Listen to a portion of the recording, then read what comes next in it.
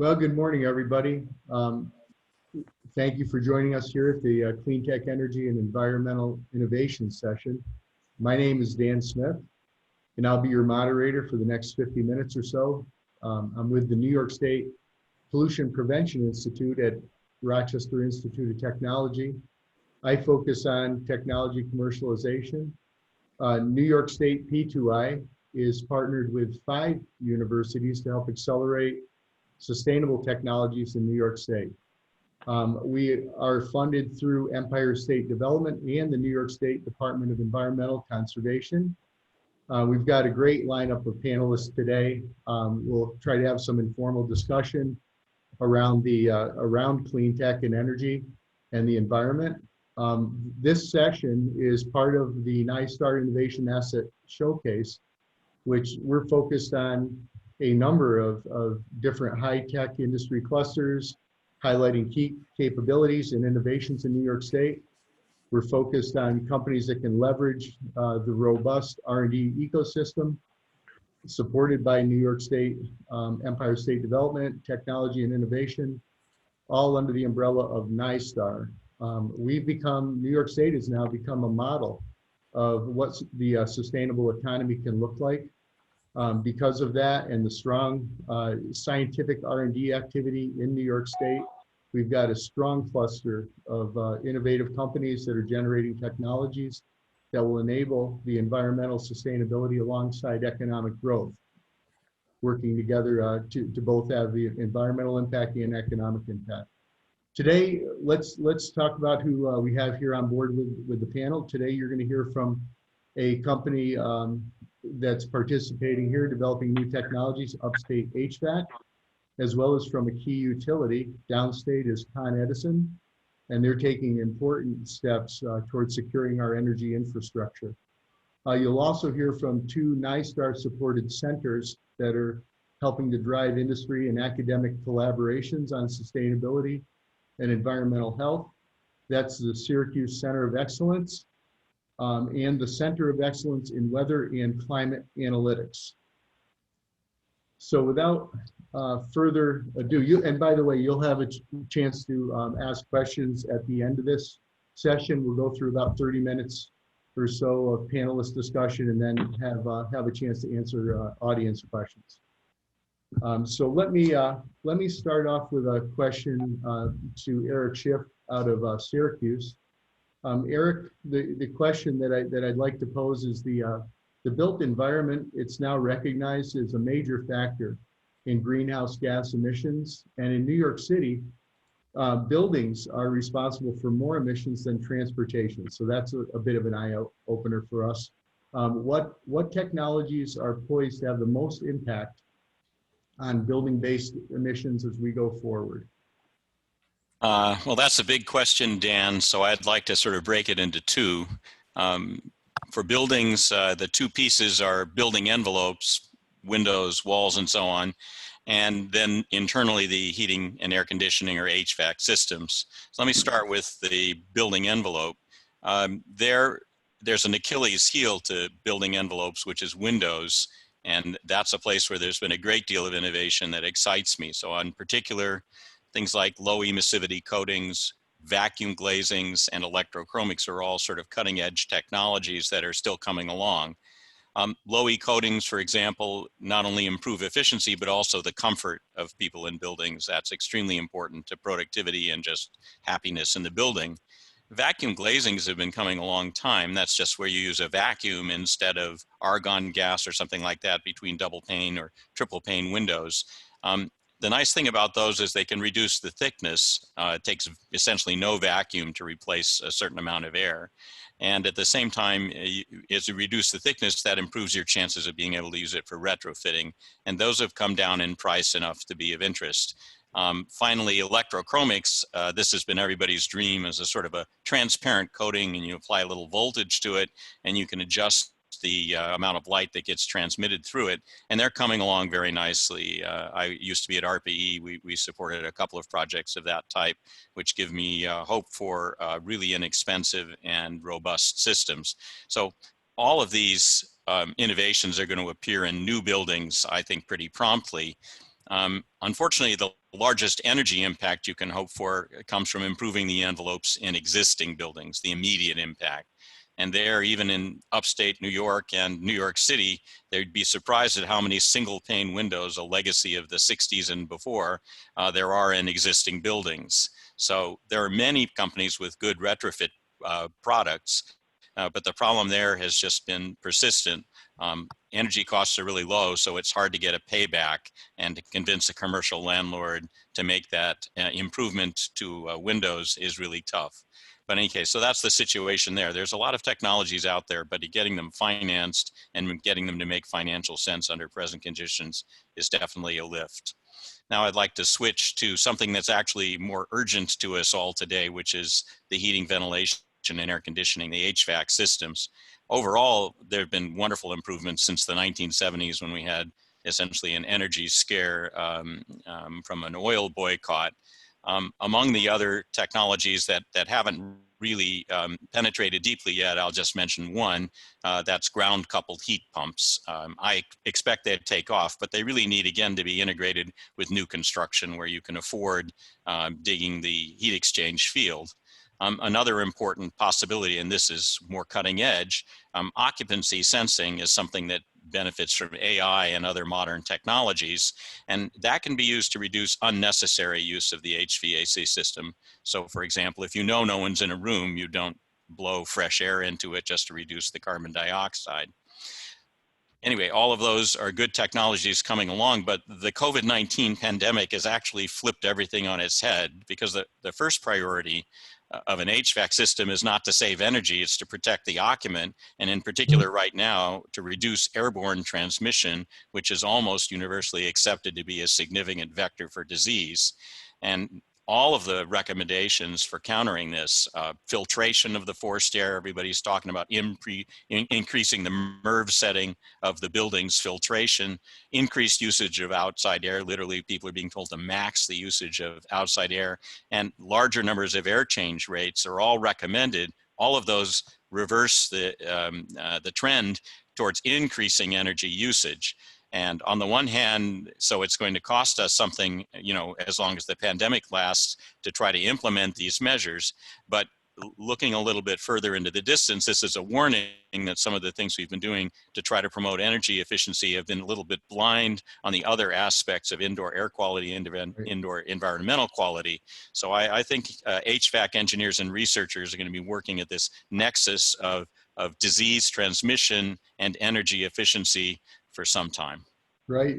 Thanks, Eric. And with COVID, it's given us this forced opportunity to continue to focus on these HVAC technologies with a renewed requirement for filtration. So that's pretty interesting. I want to come back to you in a minute and ask about the Center of Excellence and specific companies maybe you've got participating there. But in the meantime, I want to jump over to John. John is working directly with HVAC systems. And John, I'd like you to just give us a brief introduction, but also then tell us about some of the high efficiency products that you're making for HVAC applications and some of the impact that could have on cost and air quality and also the environmental footprint. All right, so I own a company named Upstate Parts and Supply. We're Upstate HVAC is what we're known for, is what we're known as, I should say. For 30 years, I've been essentially an entrepreneur that is in the HVAC marketplace. I've brought a number of companies' products to market over the years. That's one, a company named New Climate, which we OEM'd a induction product called a chilled beam. It was actually the standard for New York City's public schools for a period of time before that. I think they've now moved on to variable refrigerant flow systems there as their standard. So it was called an induction beam. Actually, the Center of Excellence had funded us early on and gotten us a grant with NYIEQ and NYSERDA to get started with testing for the product. So it was an induction product, as opposed to needing a fan to push air through a chilled water or hot water coil into a building. It used the Bernoulli principle or induction principle. in order to do that. Oh, hold on, something's popping up in the middle of my screen. In order to do that, in order to heat and cool the space. So much like what Eric was talking about today, they've separated systems in commercial buildings. So you have an outside air system that generally does the latent load for the space and brings in whatever outside air or makeup air is required for your space. Then they have a separate system that does the heating and cooling and recirculated air for temperature control and overall air change rate inside the spaces. So the induction product took outside air that came from an air handler, which should be only the minimum amount of air brought in for ventilation. So ties back into what Eric was saying. So now this smaller air handler can vary the volume of air that it's bringing into that space based on occupancy inside that space. And then you have a separate terminal device that's located in the ceiling of that space. And with a chilled beam, it was an induction product. So it was taking that outside air, blowing it through a series of nozzles on one side of a coil. That caused the differential pressure on each side of the coil, which caused recirculated air to go through the coil, mix with the outside air, and blow it back into the space. So that was a product that we built and designed, literally just sold the company a couple years ago to a large Swiss organization. But we're a Syracuse-based company. Started out with the flat spec or designed for New York City public schools. And then from there, kind of went global with the product. Again, thanks to help from Syracuse. Yeah, that's a fantastic example of leveraging some of the assistance we have at the Centers of Excellence, as well as, you know, your private company resources, put those together, some analytical work, development, and then actually spin the company off. And I'm assuming with some economic impact in New York State. Yeah, not just for us in hiring and as we grew as a company, but also we were really big on having vendors that were local. And one of the things COE did for us, so they give you collaboration and access to companies and organizations that you wouldn't normally have access to. And so we ended up with vendors of ours that were local manufacturers that we didn't know of prior to that, that ended up as long-term suppliers of components to us that we used to build our finished product. That's a fantastic example. John, you know, how long have you been involved with the Syracuse COE, and how have you leveraged them to accomplish this? So in 2002, it started for us. We were 5 guys in a garage. So we had just sold, we had done a big project for Carrier Corporation, 06 DE&N compressors, which was for semi-hermetic compressors. And we had made a shift. We were on to our next energy efficient niche product. So most of the companies I've been a part of run the first 3 legs of the race and then hand the baton off to a large corporation that takes it through the finish line. And so we needed resources at that time. We were 5 guys in a garage. And the big sticking point for us was we needed 2 things. We needed testing and CFD modeling, which was extremely expensive and took a ton of resources. Syracuse University possessed those resources, and the Syracuse Center of Excellence was able to connect us with engineers at Syracuse University who were able to design nozzles for us that gave us that differential pressure we were talking about on each side of the coil. We also were able to get customers from the Syracuse COE. So they brought us to New York City, sat us down with politicians, labor force, GCs, architects, engineers, and as part of our, let's call it a risk management plan to take a new technology to market. A customer is always very worried about being the guinea pig. We talked through with that entire panel what the problems, what the issues would be, right down to labor, who said, hey, your product saves a lot of money, doesn't need any electrical power. How does that pay my electrical guys that are normally running electric wire out to units? So those resources for us were something we couldn't do without. And then from funding, they gave us access to ETL. So to get independent testing for a commercial product, to have people actually accept it, not only has to be tested for performance, but also UL for safety, et cetera, ETL for independent performance and testing. And they were able to get us the funds required at the beginning to get us started to get the independent testing done. So John, this is a tremendous success story, right? And not only one time, maybe 3 times, you know, working with the companies. Yep. exiting the program and either selling or going into production or whatever, but basically having a positive impact on the environment as well as on the economy. And I think for folks that are in the audience that are listening in here, I think you get these pockets of success stories, leveraging resources across the state, and it never ceases to amaze me how many resources there are available that I don't even know about. Right? We're working with the universities, the federal government, the state governments. There's so much help out there, and as you said, John, relative to CFD analysis, being able to do lab testing with equipment that there's no way you could afford to do that in the startup world, but the universities and the state funding makes this all possible through organizations like NISTAR. Yeah, I could talk this entire 50 minutes on what the Syracuse Center of Excellence did for us. Yes. That's okay with me. So Eric, let's come back to the COE at Syracuse now. Let's just ask, do you have another example, another company that you would like to highlight, or another subset of the COE that you would like to highlight that has got some similar successes to what John just articulated? Well, we've worked with dozens of companies, so picking one, it was a tricky task. So I decided I would pick one ripped from the headlines, as you'll see. So I'm going to pick Spark Charge.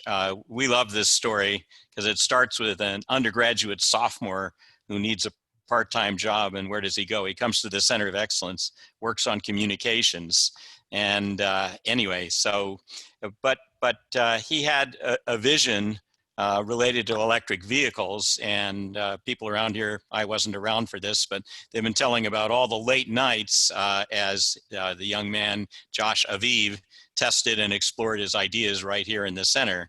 So Spark Charge is the company he ultimately founded, and his concept is great. He wants to address the range anxiety that retards the sales of electric vehicles. Almost all of us would love to purchase electric vehicles, but we scratch our heads about, well, how do I drive to Florida and back in an electric vehicle without waiting for hours at some ill-placed charging station? So that's slowly being fixed, but he wants to accelerate. So what his vision was is to develop a highly portable, basically it could be put in a AAA truck or in your own trunk, ultra-fast battery recharge system to just get you to the next charging station if you blow it, and launched the company in Syracuse to do this. Now, it did receive technical and some modest financial support from the center. Probably more important was critical business planning. He's a young man. By this time, he's a graduate student, by the way, so not quite as young as when he started. But in any case, the business planning support that, to a certain extent, we can offer that. So it's been, he's been mentored both by the Center of Excellence and a second enterprise at Syracuse University called the Blackstone Launchpad. That was originally a private gift to the university. Anyway, and they've actually been really crucial. So as of today, the company is actively hiring. They've built a manufacturing facility in Buffalo, based on a $1 million competition that they won for Buffalo startups. So that pretty much restricted where it was going to go. And then, as I say, this is almost ripped from the headlines. Just in April, right after the pandemic started, they got $3.3 million in seed funding from a consortium of private investigators. And then to finish the story, this week, the trailer for the television show, which I happen to like, Shark Tank, includes Joshua Aviv, Spark Charge, and the Charger and a nice looking car in the preview for the coming season. So he's really a ripped from the headlines success story, and we'll have to stand in for many other wonderful success stories that I'd be happy to take the rest of our time to tell, but I think that's not on the agenda. That's fantastic, Eric. Yeah, we some of us are familiar with Spark Charge, and I've met Josh also at the Fuse Hub commercialization competition, and it's a great example of leveraging the resources in New York State, through the various organizations that are there, like NISTAR, like the Center of Excellence, like 43 West or 76 West, 43 North. You've got these funding opportunities that are sometimes backed by NYSERDA. So all of these things come together to allow these companies to be successful and market their new technologies and hopefully create some jobs in New York State. One of the things I didn't mention, we'll jump topics here in just a second, but one of the things I didn't mention is just the significant goals that are ahead of us relative to the environmental requirements, regulations that are put in place. The targets are basically to be carbon-free energy by 2040. I think we're at about, I forget if it's 18 or 28%, somewhere in that range today. So we've got a long way to go and to get to a carbon-free economy by that point. And technologies like what Josh is doing and what John, we're all pulling in the same direction here, trying to make this happen so that we can end up with not only launching new technologies and economic impact, but we hit those climate goals as well. Yeah, he really amazes me for such a young guy to sort of see the future well enough to basically surf this wave. It's really pretty exciting to watch or to hear about. Yeah. I mean, he's taken full advantage of it, and I'm sure through the COE coaching, it's helped him immensely. So. Well, I did want to emphasize that it wasn't just us, this Blackstone Launchpad. They're still working with him on the next round of funding. Yeah, and that's just the connections. He trusts us and understands that the people here are both good and working to try to help his company. So it's really an exciting relationship. Yeah, thanks for bringing that up. That's a tremendous success story across the state. Appreciate that, Eric. I'd like to jump over a little bit to weather and climate research. There's so many things that we could discuss, subtopics relative to energy, clean tech, climate change. One of the areas that we've got a couple folks that are heavily involved in, both Jan Woodcock and Bobby Kennedy, is basically in the field of weather and climate research. So I've got a question. I'll lead off with Jan here, and we'll ask a question relative to the technology hurdles and how do we get there with basically measurement capability in this area. And Jan, also, if you could introduce yourself briefly and then discuss that topic, that'd be fantastic.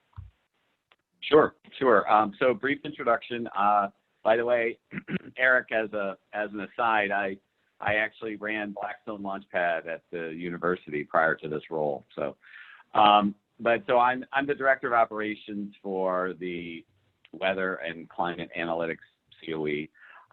And to your question, Dan, there are a lot of critical technologies in weather and climate. And actually, over the last few years, there's been a very large growth rate in private sector and commercial embrace of weather technologies.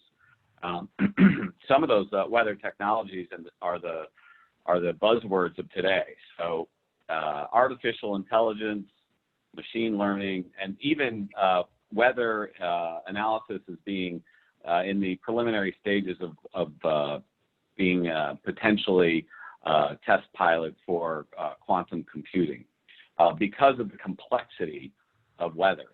As some of you may know, the chaos theory actually was inspired by the complexity of weather. So it's a very data intensive analytical arena. And as data analytics have improved and machine learning have improved, a lot of companies are using those capabilities to actually do forecasting and to manage weather risk, as well as to actually forecast hyper-local weather, so very localized weather initiatives. And then on the other side, as we're all aware, renewables are driven by the weather. So wind, solar are the primary sources of renewable energy, and the weather is actually very important. So we do a lot of work with a lot of companies that actually are doing work in renewables as well, because not only do you need to understand when the sun is actually going to be powering solar, but also when the sun is not going to be powering solar, so that the grid can manage what's called ramp events in power. So that's just, again, a little bit of a thumbnail overview there for you, Dan. Right, right. The variation in the weather patterns has a tremendous impact, and we know that also impacts the one way to leverage this energy is also to be able to ramp up energy storage, and New York Best is doing quite a bit of work in that area as well. What I wanted to do also, Jan, is then follow on and ask you about now that you're kind of developing these whether it's chaos based or however you say it, these analytical technologies, right? Artificial intelligence. Right. All I know is that when I get on AccuWeather now, or I look at, I can pretty well predict out, right, by leveraging these. If I can do a mountain hike, or what I can do for outside activities extremely accurately out of several days. So obviously the analytics are improving. So what I wanted to ask you is how do our private sector companies then leveraging these analytical technologies, and do you have examples in whether it's agriculture, energy, aerial systems? What are some of the strategic industries that you see emerging within New York State? Right, and so we actually, every industry is affected by weather. As you know, conversationally, weather is one of the first things that people talk about. So, and that's because it's so prolific in the commercial area as well. But on the energy side, so for energy, agriculture, and drones, key capture energy. So we work with dozens and dozens of companies. One is a startup called Key Capture Energy. They actually provide battery storage for the grid within large gridded environments. They are a New York company, but they've also expanded into the Southwest, and they're growing very quickly. Other in energy, obviously, Bobby is an executive at Con Ed, and so Con Ed is one of the energy companies that we're working with. But we also work with the other New York State utilities like Avangrid, National Grid, and Central Hudson. We're doing a few projects with Central Hudson on solar forecasting using advanced technology that is advanced technology.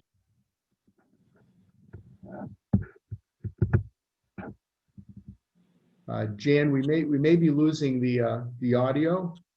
I think he's muted. Yeah. So yeah, possibly muted.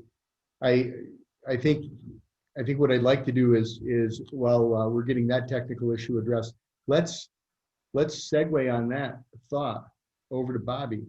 And Jan did mention Con Ed's work downstate with some of the technologies, and I think Bobby, you're working a little bit with University of Albany to install some weather monitoring stations down in New York City. So how will this help Con Ed? How will this help predict the energy requirements as you go forward? Yeah. So right, after Hurricane Sandy and other catastrophic weather events, we realized that it's not random anymore. It's very frequent these things are happening, and we have an obligation to protect our customers and equipment. So working with Jan and the scientists and teams at the University of Albany, to install these weather stations has been really a big thing for us.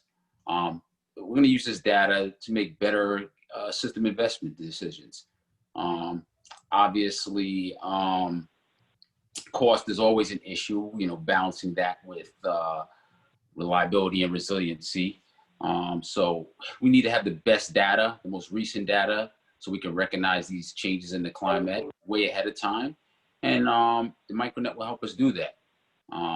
So on a large scale, we plan to invest somewhere between 1.8 billion and 5 billion over the next few years, up to 2050, to fortify our system against climate change. So the micronet will help us do that, and we hope to expand on that as well.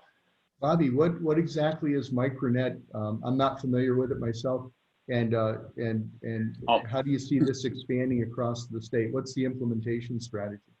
So the New York City micronet is a network of 17 weather stations that are in the urban service territories, Manhattan, Brooklyn, Queens, Staten Island, the 5 boroughs. we partner specifically with the University of Albany because they already have a very impressive weather mesonet throughout New York State of approximately 140 weather stations. So by working with them, we're able to gather this data more accurately and better do forecasting, and it'll help us with our infrastructure planning. We're taking temperatures of the Hudson River, the East River, and we're really targeting a lot of urban areas as well. So instead of, just using forecasting model, the mesonet and the micronet allows us to have ground truth. And then we can use that to really better improve on, like I said, those investments. Spending billions of dollars in the right places is a big deal. And our customers deserve that type of attention that we're giving to it. And as you said, these extreme events are becoming a little bit more frequent. It's so important to be able to forecast those, especially as we try to implement renewables on the grid. Yeah. So, renewables is a big part of our commitment to a clean energy future. We want to be 100% clean energy by 2040. So having more weather data, as Jan alluded to, weather drives renewable decisions will help us get there. So, we want to be leaders in this. And, also, the talk about electric charging stations, that's another part of our commitment to clean energy is, all in support for electrical vehicles, as well as accelerating the reduction of fossil fuels for heating. So right, 2040 is a pretty steep goal, but I think everybody's got their eye on that, on the target, and we'll move forward. Bobby, I want to thank you for that. And then I want to jump back over to Jan quickly to make sure that we didn't lose any key points you wanted to make. We lost your audio for a second there, Jan. Anything else that you wanted to bring up relative to the examples of applying these technologies? Sure. So you can hear me okay? Yes. Okay, good. To just kind of segue from Bobby's point, we at the COE work, within a weather enterprise at the University of Albany, which includes the mesonet. And so to Bobby's point, we have actual weather stations within 10 miles of every New Yorker. And so many of those are on agricultural fields, and we do support agriculture. Agriculture actually is a critical industry for advanced weather data, not only forecasting, but also just to understand a lot of it's becoming a data component of a larger data environment. You may or may not be aware, but New York is one of the most automated dairy states in the country. And so and that means cows wear Fitbits, they walk in to get milked when they feel like it, and this is all data that's recorded. And when you combine that with their dietary data and the weather, it's a very powerful tool. So on the agriculture side, we're very involved. Actually, you'd also ask about unmanned aerial systems and drones. One of our companies that we work with is True Weather Systems.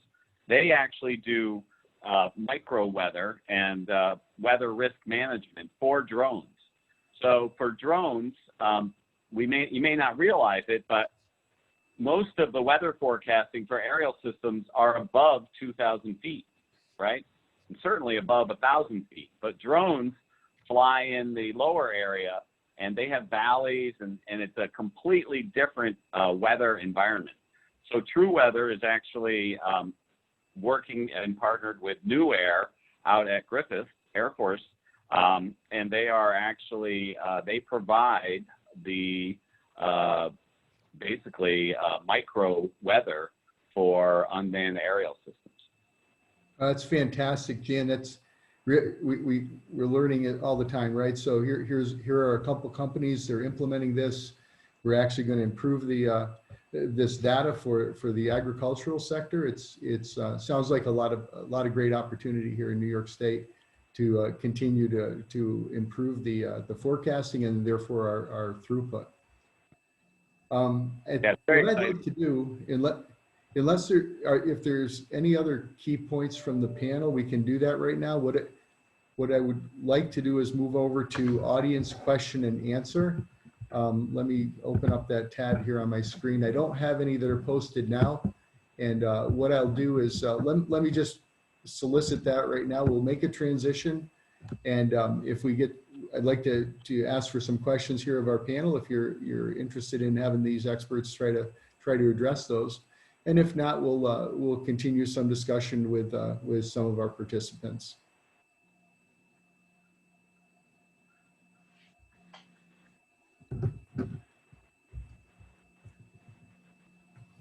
Well, so with that said, I'm going to keep my monitor open here for questions. I don't see any immediately. I would ask Eric if you wanted to expand a little further on any other examples out of the COE that you would like to highlight, or if anybody else has some points. We'll start with Eric at this point. We can do a little roundtable. Another success story we often like to tell is a company named Ephesus, which actually was purchased a few years ago. But Ephesus understood the possibilities of LED lighting, which of course is infinitely more energy efficient than previous lighting systems, and moved into sports lighting, which is of course big in Syracuse with the dome and so on. And they were successful in developing improved luminaires. I believe the initial installation was in the War Memorial Stadium downtown for hockey games. But in any case, they've grown the company to be quite sizable. They've now been purchased, and a spinoff of the original founders from Ephesus is now working on a new generation of sport lighting primarily, but courtesy of the pandemic, they're now adding UVC type LEDs to the luminaires that you would use for actually watching a game, and so that when the fans aren't there, you can disinfect the seats. So that's a cute plan, and they have a great video. I don't have the link at this moment, but it's easy to find. So in any case, that's just another example of a continuation of a collaboration that's been going on a long time. And I know that the founder of Ephesus has been extremely grateful for the help, not for me personally, but from the Center of Excellence in the getting that company off the ground. I don't know how profitable the sale of it was, but I presume it was pretty good for the partners of the company. And now they're moving on to the next thing. Yeah, that's good to know. I was fortunate enough to attend a presentation by Ephesus a few years ago, and yeah, these guys really took off out of Syracuse and made a huge difference in that industry. That's another great success story out of the Center of Excellence. One of the things I want to again address the audience that I did not mention is if you wanted to solicit, if you wanted to submit a question, at the bottom of your screen is a tab in the Zoom menu for Q&A, I believe. And once you open up that, then you could type in a question and it'll send it directly to our panel. So feel free to submit that. And in the meantime, I think maybe I'll move over to ask John if he has any additional comments on the companies or economic impact or environmental impact with HVAC, especially since Eric mentioned, I think it was Eric that mentioned downstate, with the building energy and HVAC being such an important tool to regulate the emissions in buildings. We're actually right now looking at also how it impacts residential. So we're involved right now with a project with Syracuse University where actually, so in the past, I've always had new or patented inventions and brought it to Syracuse University or the Syracuse COE. In this case, they actually brought me one. So some of their engineers for a number of years have been working on efficiencies of ECM, so electrically commutated motors. Obviously, they're in everything from a residential furnace or heat pump all the way up to the large air handlers that we're using inside of our commercial establishments. And so they actually have a design for savings or additional efficiency on a fan design. We, in phase 1 of a Department of Energy study last year, DOE asked us to save 25% of the energy against a normal, and in this case, it was a baseline carrier furnace. We saved about 58% with the new fan invention. And then we're now in a DO2 phase study where we're actually modeling and prototyping for, and Carrier actually, we went to another large OEM now as a partner, Ream or Rude, as they make that product line. So Syracuse University, Syracuse COE, and Ream or Rude are now taking that product to its next step. In hopes that it's going to, much like the commercial marketplace where they're changing all of the standards on how efficiency is going to be regulated and pressurization, they're doing the same thing residentially. And so we actually have shifted ourselves with our next business over to the residential marketplace, as you know, and New York City being a big market for us to attack in that instance. That's fantastic. That's fantastic, John. You've got your fingers in quite a few technologies and a few areas here across the state. So we thank you for all your innovation. That's for sure. Let me ask the panel here quickly if there's any other key points you would like to make. I haven't had any questions come in from the audience at this point, so we can take a couple minutes and highlight any other areas, and otherwise we'll close out the session and let folks get on their way to their next Zoom session. So, Bobby. So Eric. Yeah, I got Eric, something. Bobby. Oh, okay. Yeah. So, Okay. sorry. Yeah. So, on our commitment to clean energy, this is just a part of it on a large scale. We're looking to, seek approval for ownership of large scale renewables, solar and wind farms in New York State. We feel like that's even a bigger role in creating a clean energy future.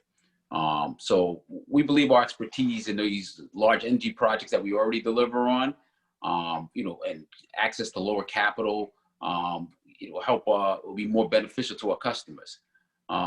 In addition to that, our adoption of electrical vehicles, we're working with New York City to place 120 charging stations curbside. We also have a demonstration project right now in White Plains where school buses that take kids to school. The batteries are charged off hours, and we use those buses. Obviously, we charge them in the grid at 75 megawatts. It's a test concept. So Yeah, these are just a part of our the micronet is just one part of it. We are always Bobby, what might this, you piqued my curiosity here. What might the independent ownership model look like? Well, it basically, under our current systems, the way that private developers, when they own it, they pretty much benefit from it. With Con Ed owning these large-scale renewable solar and wind farms, the customers own them, so they benefit from it. So as far as, ownership under regulated utilities, this would lower the cost for customers overall going forward. That's fantastic. Fantastic. Eric, did you have, it was either Eric or John had something more, or Jan that you wanted to add?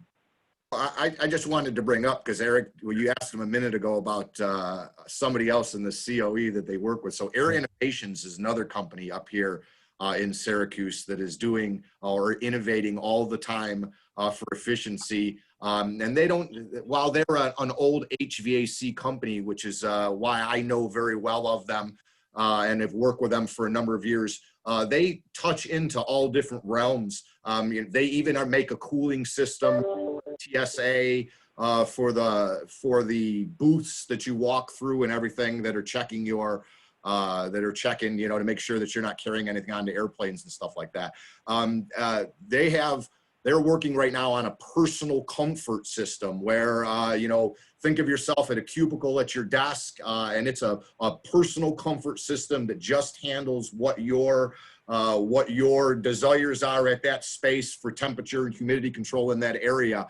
It's something they've been working on for a few years, and it's something I just wanted to throw out there for people that could be interested in checking it out. It is an innovative technology that hasn't quite caught hold yet. It's still on that progression right now. So let me chime in on that, because that actually fits very well with the sort of pivot to being concerned about disease transmission.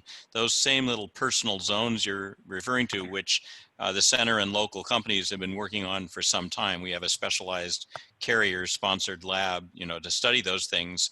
Those same designs can actually be looked at again to reduce disease transmission laterally from person to person in an open office type setting by using essentially the same physical barriers that permit you to control your individual space. And instead of the disease moving laterally, if somebody, we've got a super spreader unknown sitting at a desk, it goes up out through the ventilation system and disappears. And this is passive. The beauty of this is at the same time you give people more control over their personal space, a lot of this disease control becomes passive. You don't have to spend energy to suck all the air out of the room many times an hour.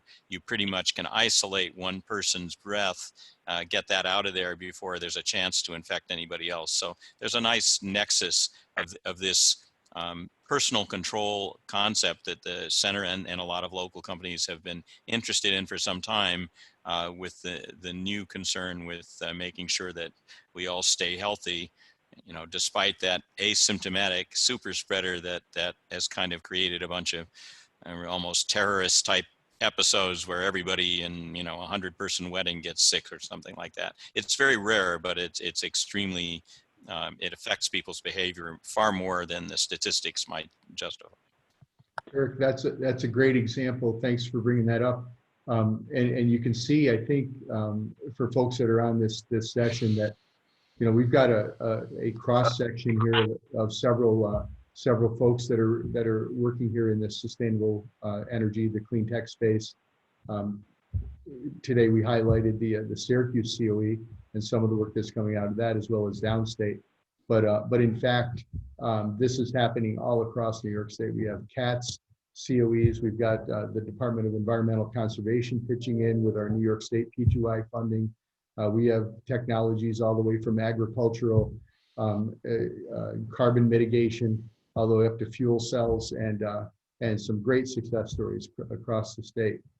So I would like to wrap up our session at this point. I've been told that we're close to the limit on the time, so it was a fantastic discussion today. I mean, and again, a good cross section of the technologies that we have. So I want to get the closing remarks here, that we want to just basically say that this continued webinar and this Zoom session will continue with other panel discussions. We have at 11 to 12 another segment.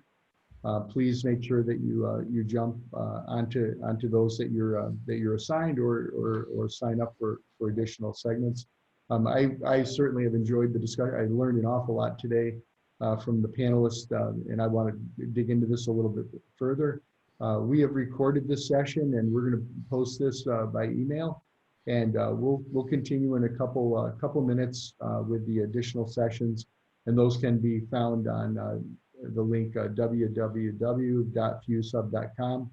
And we appreciate everybody's participation. Thank you very much, panelists, for your time and your expertise in the clean tech area. We really appreciate that. And have a nice day. Thank you. Thanks.